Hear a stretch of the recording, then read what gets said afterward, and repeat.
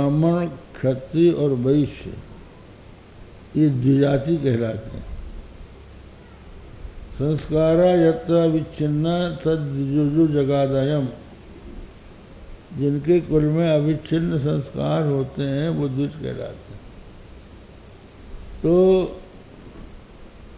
द्विज की शुद्धि संस्कार से होती है। तो ये नामकरण एक बहुत बड़ा संस्कार है और नाम मनुष्य के जीवन को प्रभावित करता है। जैसा जिसका नाम होता है वो वैसा ही कर्म भी करता है। इसलिए और फिर उस नाम को देने वाला यदि कोई विद्वान है, त्रिकालदर्शी है, तो उसी से नामकरण कराना चाहिए। तो आप कर दीजिए महाराज। गोष्ठ में हम अपने कुटुंब के लोगों को भी नहीं बुलाएंगे, बस माँ रहेंगी, हम रहेंगे, बालक रहेंगे और आप रहेंगे। कहा भाई उसके लिए कर्म कांड करना पड़ता है, बहुत से उपचार होते हैं। बोले महाराज ऐसा है कि आप केवल स्वस्ति वाचन करो, अधिक कर्म कांड की आवश्यकता नहीं है, स्वस्ति वाचन पूर्वक आप कर दो। कहा ठीक, ये तो करने आए थे। सचिकित्सित में होता, अपना उनका चिकित्सित था, करने के लिए ही बलदेव जी ने भेजा था। तो उन्होंने नुनच करके नंद जी को पक्का कर दिया, क्योंकि इनका उद्देश्य ये भी था कि नंद को भी संदेह न हो कि ये वसुदेव का बेटा है, नहीं तो इसके पालन पोषण में ये गड़बड़ करेगा। अपनापन जब रहता है तो मनुष्य उसका ध्यान रखता है, और जब ये समझता है कि ये तो पराया बेटा है तो उतनी ममता नहीं रखता। इसलिए इसको भी पता नहीं लगे, इसलिए पहले ना कहा कि नहीं हम नहीं करेंगे, हम वेदों के आचार्य हैं। आज तो गोष्ठ में गए, रोहिणी, यशोदा, नंद जी और गर्ग जी, और कितने लोग। तो रोहिणी और यशोदा ने सोचा कि ये पंडित कुछ जानकार है कि ऐसी तिलक लगा के आ गया है। तो लोगों के मन में कुछ ऐसा भी रहता, परीक्षा लेते हैं। तो यशोदा जी ने बलदेव जी को अपनी गोद में ले लिया और रोहिणी जी ने श्री कृष्ण भगवान को अपनी गोद में ले लिया, बैठ गई। अब गर्ग जी ने पहले स्वस्ति वाचन किया और देखा तो लक्षण से जो अच्छे ज्योतिषी होते हैं वो चेहरा देख के कुंडली बना लेते हैं। जैसे ही देखते हैं वैसे ही वो बना लेते कि ये जो आकृति है ये कौन सी हो सकती है, क्या हो सकता है। तो उन्होंने यशोदा जी का, और फिर ये है कि पहले बड़े भाई का संस्कार होना चाहिए। बड़े भाई का हो तब छोटे भाई का, नहीं तो परिवेदता हो जाता है। छोटे भाई का पहले हो जाए, बड़े भाई का पीछे हो जाए, ये नहीं हो सकता। इसीलिए आप देखिए भगवान श्री कृष्ण के विवाह की चर्चा जब करते हैं सुखदेव जी, तो पहले ये स्मरण दिला देते हैं कि बलदेव जी का विवाह हो गया है रेवती के साथ। 9वें अध्याय में हम इस कथा को सुना चुके हैं कि रेवत नाम के राजा ने अपनी कन्या रेवती का विवाह बलदेव जी से किया। तो बलदेव जी का विवाह होगा तभी न कृष्ण का विवाह होगा कि बड़े भैया बैठे हैं और छोटे भैया की शादी हो गई और एक नहीं 8, ये कैसे हो सकता है। तो इसलिए पहले उनका विवाह है। इसी तरह से पहले रोहिणी पुत्र का संस्कार होना चाहिए। तो उन्होंने यशोदा जी की ओर संकेत करके कहा, अयम भी रोहिणी पुत्रो रमयन सुहृदो गुणैः आख्यास्ते रामैति गुणाधिक्यात बलम, हाँ, बलाधिक्यात बलम विदुः यदु नाम पृथक भावात संकर्षण मुसंतुत। उन्होंने कहा कि नंद जी ये रोहिणी का पुत्र है जो यशोदा की गोद में बैठा है, ये अपने गुणों से सुहृदों को रमाएगा, इसलिए इसका एक नाम राम होगा और इसमें बल बहुत अधिक होगा। तो बलाधिक्यात बलम विदुः,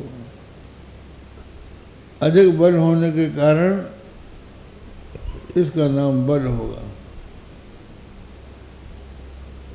और यदुवंशी जो हैं कंस के कारण तितर बितर हो गए हैं, कोई कहीं चला गया, कोई कहीं चला गया, तो इन सबको इकट्ठा करके सबको बुला के उनका संगठन करेगा, तो सबका संकर्षण करने के कारण इसका नाम संकर्षण हो।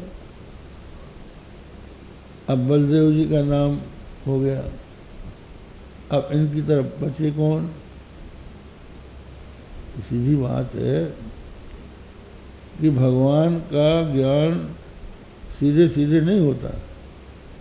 अतः व्यावृत्यायम चकितमभिधत्ते श्रुतिरपि, भगवान परमात्मा परब्रह्म परमात्मा का ज्ञान जो है अतः व्यावृत्ति से होता है।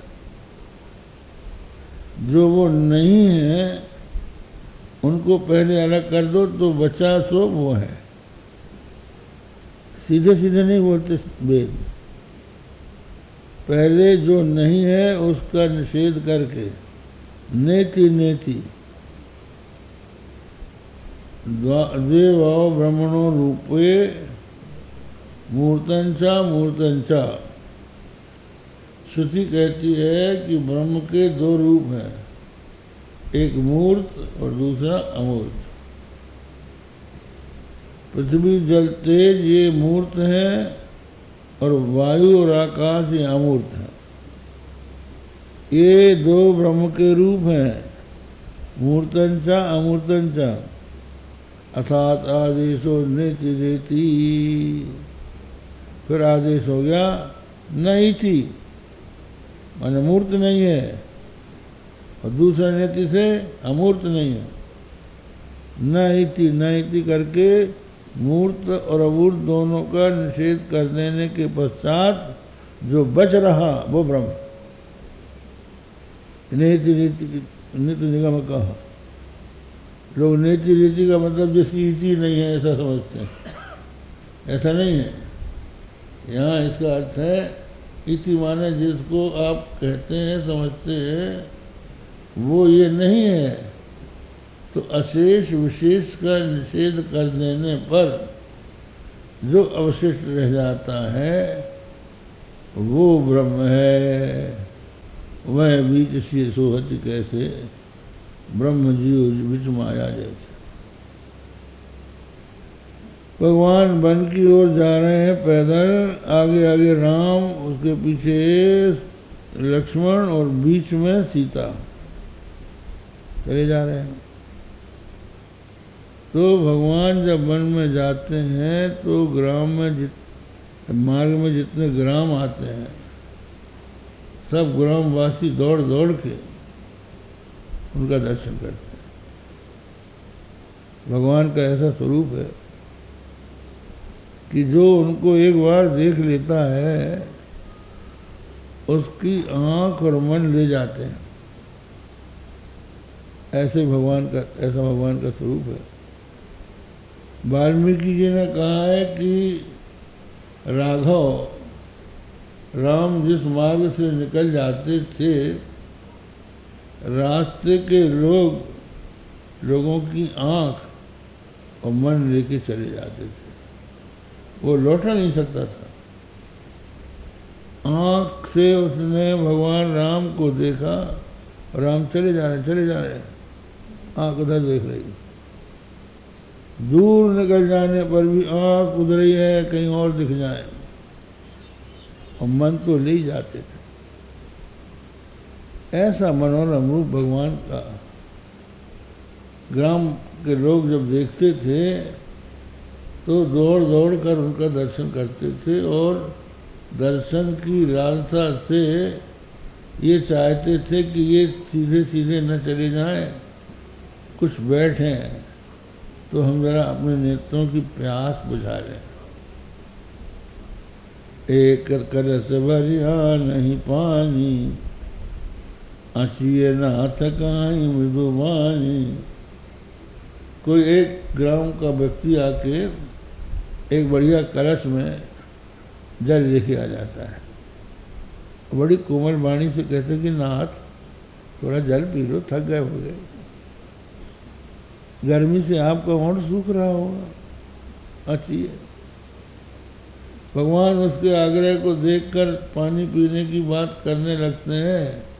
इतने में वो लोग कुछ किसला बिछा देते हैं कि महाराज थोड़ा बैठ जाओ, चलते चलते आप थक गए होंगे। और फिर कुछ लोग कहते हैं गबनव अवही की प्रात, तो शाम का समय हो रहा है, रात ही बताइए महाराज, सवेरे चले जाना। तो ग्रामवासियों के आग्रह से बीच बीच में भगवान को विश्राम करना पड़ता था, रुकना पड़ता था। तो एक स्थान पर भगवान को घेर कर ग्राम के लोग बैठ गए और ग्राम वधूटियाँ जो थीं, ग्राम की छोटी छोटी बहुएं जो अभी अभी आई थी, वो जानकी जी को घेर कर बैठ गई और जानकी जी से पूछने लगी, राजकुमारी वचन हम कहीं, तिय स्वभाव कछु पूछत डरही। हे राजकुमारी, एक वचन हम आपके सामने बोल रहे हैं। बोलना इसलिए चाह रहे हैं, हमारा और कुछ नहीं। ये स्वभाव स्त्रियों का स्वभाव होता है, जिज्ञासा होती है कौन किसका स्वामी है, ये जान लेना चाहते हैं। ये स्वभाव कछु पूछत डरही, इतनी बड़ी आप हैं, आपसे पूछने में डर भी लगता है कहीं आप नाराज ना हो जाए। राजकुंवर दू सुभग सलोने, इनते लही द्युति मरकत सोने। ये जो दो राजकुमार हैं बड़े सुंदर, बड़े सुभग हैं, बड़े सलोने हैं। एक श्यामल है और दूसरा गोरा है। तो जो श्यामल वर्ण का राजकुमार है उसके अंक की कांति मरकतमणि के समान, क्या कहें, मरकतमणि ने, मरकतमणि में जो कांति है, द्युति है, वो इनके सी अंग से लिया है उसने, इसने चुराया है, उन्होंने इसको नहीं चुराया। और सोने ने जो सुंदर चमक है, वो चमक सोने की इनसे मिली है, दूसरा बालक है जो गौर वर्ण का है। राजकुंवर दो सुभग सलोने, इनते लही दिति मरकत सोने। कोटि मनोज लजावनिहारे, और सुमुखी कहू को आही तुम्हारे। ये करोड़ों काम को लज्जित करने वाले जो दो बालक हैं, जो कुमार हैं, हे सुमुखी, कहू तेरा बताओ, को आही तुम्हारे, तुम्हारे ये कौन है। तो सीधे सीधे अर्थ इसका ये निकलता है कि तुम्हारा इनका रिश्ता कौन है, लेकिन ऐसा नहीं है। इन दोनों में से तुम्हारे को आए, इन दोनों में से तुम्हारे प्राणधन प्रियतम, दोनों में से कौन है, दो ही तो नहीं हो सकते, एक ही होगा। को आई तुम्हारे, दोनों सुंदर हैं, बड़े मनोरम हैं, तो इनमें से कौन तुम्हारा है ये बताओ। तो भगवान की भी नज़र पहुंच गई। भगवान श्री रामचंद्र जी भी देखने लगे, अरे अच्छा प्रश्न किया इन लोगों ने, देखें क्या उत्तर देते हैं। तो जानकी जी उत्तर देते हैं, सरल स्वभाव सुभग तनु गोरे, नाम लखन लघु देवर मोरे।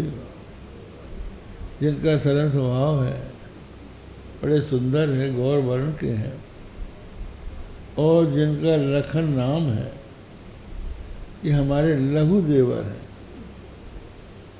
वो इस भावना से कह रहे हैं कि राम से लोहरे भरत है, भरत से लोहरे लक्ष्मण है, लक्ष्मण से लोहरे शत्रुघ्न है। तो कहते हैं कि हमारे ये लघु देवर है, एक देवर वहाँ है अभी, लेकिन ये वो बोली नहीं, लघु देवर। तो उन्होंने कहा कि भाई ये बड़े देवर होंगे। सरल स्वभाव सुभग तनु गोरे, और नाम लखन लघु देवर मोरे। तो बोले ऐसा नहीं, बहुरी बदन विधु अंचल ढाकी, तुय तन चितई भों करी बाकी, खंजन मंजु तिरी छे नैननी, निज प्रिय कहूत नहीं सिय सैननी। तो यहाँ से हो गया अवचने नहीं वो प्रवाच। जब ये देवर है तो जो बचा है वो कौन है समझ ले। अतत व्यावृत्यायम, अतत की हमने व्यावृत्ति कर ली, तो जिसकी हमने व्यावृत्ति कर ली, अब जो बचा है वो समझ लो। तब बताओ तो अब वो वाणी का विषय नहीं है। अपना मुख एक बार इन तरह से ढांक के और प्यार पूर्वक अपने स्वामी की ओर देखकर केवल संकेत में कहा ये है, तो अवचने नहीं वो प्रवाच, बिना वचन के, बिना कुछ बोले ही कह दिया अतत की व्यावृत्ति के द्वारा। अतत व्यावृत्यायम चकित मविधत्ते श्रुतिरपि। तो ये श्रुति भी जो नहीं है उसको हटाकर जो बच रहता है, 5 कोश हैं, अन्नमय कोश, प्राणमय कोश, मनोमय कोश, विज्ञानमय कोश, आनंदमय कोश, इन 5 को हटा दो तो इनका जो साक्षी है, दृष्टा है, वो ब्रह्म है, वो आत्मा है। यही प्रकार है वेदों का। तो यहाँ पर भी गर्ग जी कहते हैं कि ये नहीं है, ये रोहिणी का पुत्र है। तो बचा कौन? यशोदा का पुत्र। तो बोले आसीन आसन वर्णात्रयो यस्य गृह्णतो युगम तनु, शुक्लो रक्त तथा पीतः इदानीं कृष्णतांगतः। ये जो बालक है ये युग युग में अवतार लेता है। 4 युग होते हैं, सतयुग, त्रेता, द्वापर, कलयुग। संभवामि युगे युगे। भगवान श्री कृष्ण कहते हैं गीता में कि मैं युग युग में अवतार लेता हूँ, केवल एक ही युग में नहीं, पहले भी मेरे अवतार हो चुके हैं।